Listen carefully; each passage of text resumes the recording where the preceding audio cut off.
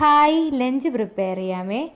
അയില മീനാണ്, അത് മുളകിട്ട് വെക്കാം. ഇഞ്ചി, വെളുത്തുള്ളി, കൊച്ചുള്ളി, പച്ചമുളക് ചെറുതായിട്ട് അരിഞ്ഞ് എണ്ണയിൽ വാട്ടി പൊടികളൊക്കെ ഇട്ട് കൊടുക്കുന്നുണ്ട്. പൊടിയെല്ലാം നല്ല വാടി വരുമ്പം അതിനകത്തോട്ട് വെള്ളം ഒഴിച്ചു കൊടുക്കാം.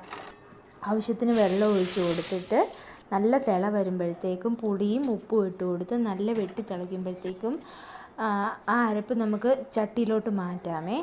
എന്നിട്ട് നല്ല വെട്ടി തിളച്ച് കഴിയുമ്പോഴത്തേക്കും നമുക്ക് ഓരോ മീൻ കഷ്ണങ്ങളായിട്ട് ചേർത്ത് കൊടുക്കാം. അയില മീനായിരുന്നു കിട്ടിയത്. ചൂര ഇതുപോലെ വെക്കാം കേട്ടോ. കറിവേപ്പിലയും ചേർത്ത് കൊടുത്ത് നല്ല വെട്ടി തിളച്ച് വരുമ്പോഴത്തേക്കും ഞാൻ മീൻ കഷ്ണങ്ങളെല്ലാം ഓരോന്നോരോന്നായിട്ട് ഇതിനകത്തോട്ട് ചേർത്ത് കൊടുക്കുന്നുണ്ട്. ഉപ്പ് നോക്കിയിട്ട് ഉപ്പ് കുറവാണെങ്കിൽ ഇപ്പം ചേർത്ത് കൊടുക്കണം. മീൻ കഷ്ണങ്ങളെല്ലാം ചേർത്ത് കൊടുത്ത് ഒരു അടച്ചു വെച്ച് 10 മിനിറ്റ് വേവിച്ചിട്ട് ഒന്ന് തുറന്ന് വെച്ചുകൂടെ ഒരു 10-15 മിനിറ്റ് വേവിച്ച് ചുറ്റിച്ചെടുത്ത് അവസാന ശകലം ഉലുവാപ്പൊടിയും കൂടെ ചേർത്താൽ മതിയേ. ചുറ്റിച്ച് ഞാൻ അടച്ചു വെക്കുന്നുണ്ട്.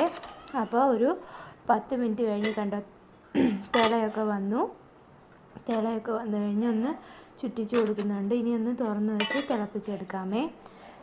അതാണ് മീൻകറി ആയിട്ടുണ്ട്.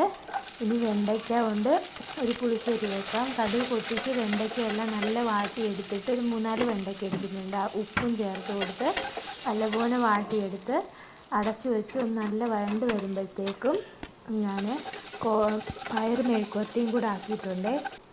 വഴണ്ട് വരിക അരപ്പ് ചേർത്ത് കൊടുത്ത് തേങ്ങ, കൊച്ചുള്ളി, ജീരകം, പച്ചമുളക്, പിന്നെ മഞ്ഞൾപ്പൊടി നല്ലപോലെ അരച്ച് ചേർത്ത് കൊടുത്ത് നല്ലപോലെ ഒന്ന് ചൂടായി വരുമ്പോഴത്തേക്കും തൈര് ഒന്ന് അടിച്ചിട്ട് മിക്സിയിലൊന്ന് അടിച്ചിട്ട് അതുകൂടെ ചേർത്ത് കൊടുത്ത് ആവശ്യത്തിന് ഉപ്പുകൂടെ ചേർത്ത് കൊടുക്കാവേ.